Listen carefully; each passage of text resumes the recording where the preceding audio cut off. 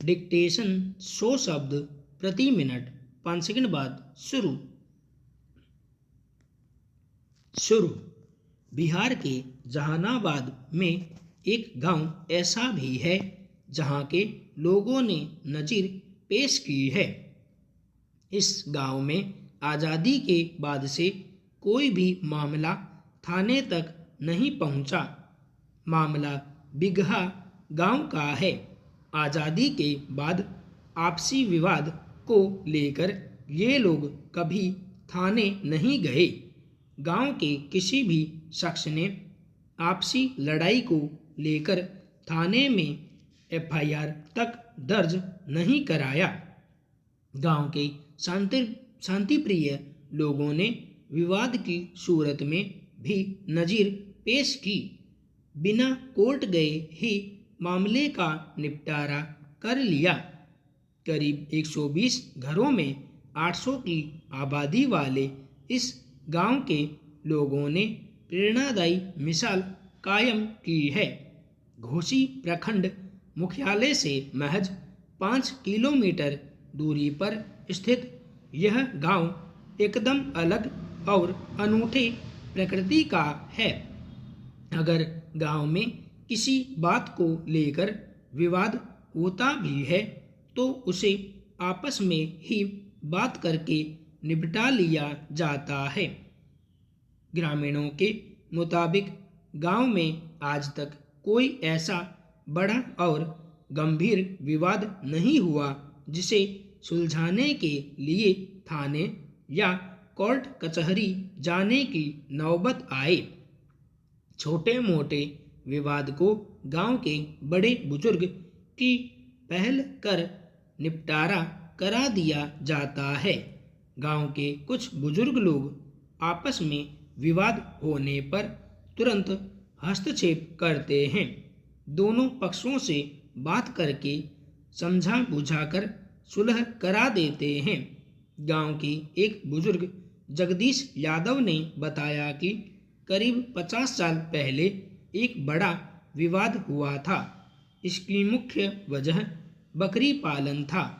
ग्रामीण सैकड़ों की संख्या में बकरी पालन किया करते थे, लेकिन तब विवाद की वजह बने बकरी पालन से ग्रामीणों ने एकमत होकर तौबा कर लिया।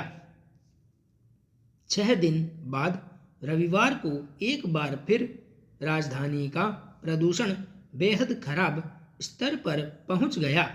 कुछ इलाकों में प्रदूषण का स्तर 350 से भी ऊपर दर्ज हुआ। इसकी वजह से लोगों को एक बार फिर प्रदूषण की वजह से होने वाली बीमारियां और परेशानियां पेश आईं। राहत की बात यह है कि पूर्वानुमान के अनुसार प्रदूषण बहुत अधिक नहीं बढ़ेगा। यह अगले कुछ दिनों तक कभी खराब तो कभी बेहद खराब के स्तर पर आता जाता रहेगा। पिछले 6 दिनों से राजधानी के लोगों को प्रदूषण से राहत थी। आमतौर पर इन दिनों रहने वाले प्रदूषण के स्तर मुकाबले हवा साफ बनी हुई थी।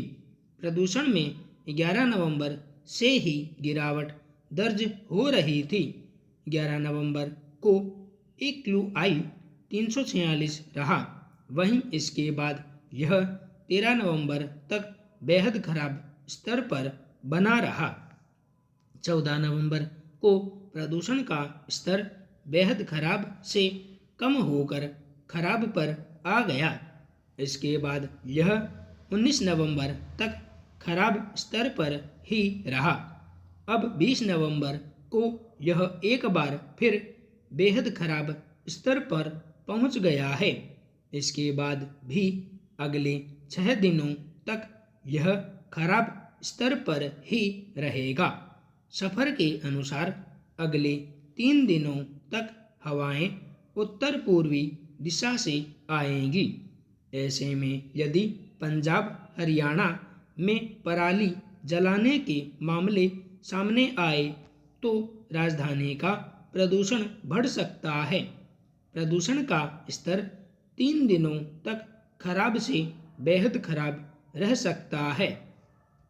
गुजरात विधानसभा चुनाव प्रचार में प्रधानमंत्री नरेंद्र मोदी की एंट्री के साथ ही जुबानी जंग तेज हो गई है।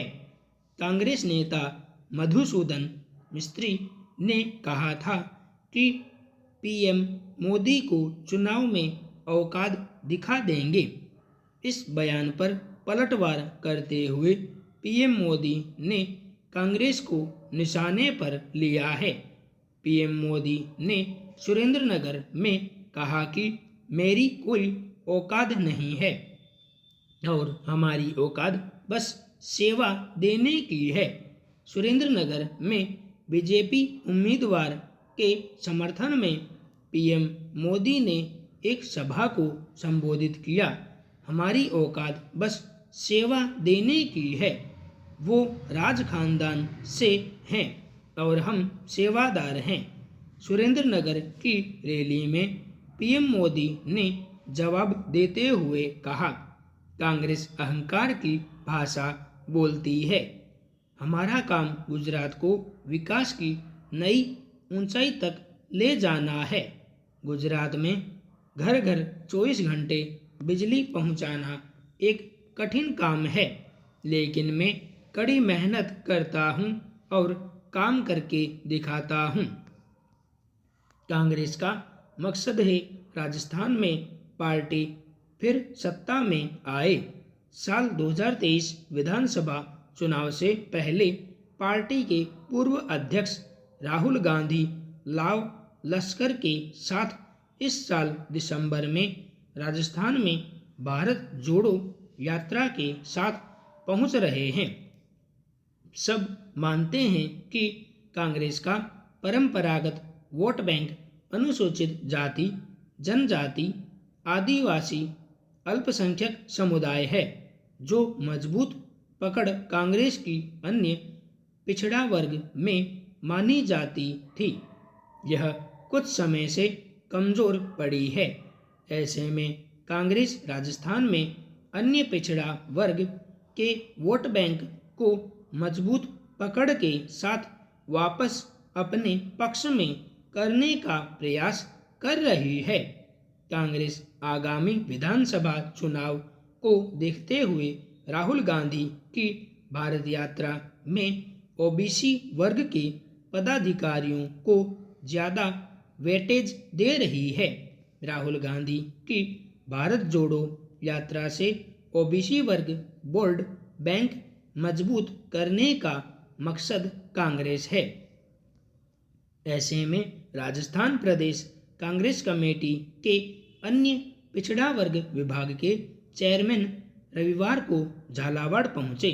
भारत जोड़ो यात्रा को लेकर कार्यकर्ताओं की all India Congress committee OBC विभाग के राष्ट्रीय समन्वयक और प्रदेश कांग्रेस कमेटी के दफ्तर में मीटिंग ली। ओबीसी वर्ग राजस्थान से गुजरने वाली भारत जोड़ो यात्रा का स्वागत करेगा। झालावाड़ में यात्रा के प्रवेश करने के समय 100 ओबीसी पदाधिकारी राहुल गांधी का स्वागत करेंगे। ओबीसी पदाधिकारियों व कार्यकर्ताओं का यात्रा के समय राहुल गांधी से मिलने का कार्यक्रम भी प्रस्तावित है। इस मौके पर स्वागत की तैयारियों का जायजा भी लिया गया। शैलेंद्र यादव ने झालावाड़ के ओबीसी प्रकोष्ठ के कार्यकर्ताओं को प्रदेश स्तर पर नेतृत्व मिले इस बात की पैरवी की। प्रदेशाध्यक्ष यादव ने कहा कि भारत जोड़ो यात्रा का उत्साह लोगों में खुद ब खुद नजर आ रहा है। राजस्थान में यात्रा झालावाड़ से शुरू होगी। अलवर तक राजस्थान का हिस्सा यात्रा का है। यात्रा से ओबीसी वर्ग को जोड़ने पर जोर दिया जा रहा है। पार्टी में कोई गुटबाजी नहीं है। यात्रा को सफल बनाने के लिए सभी कार्यकर्ता जुटे हुए हैं।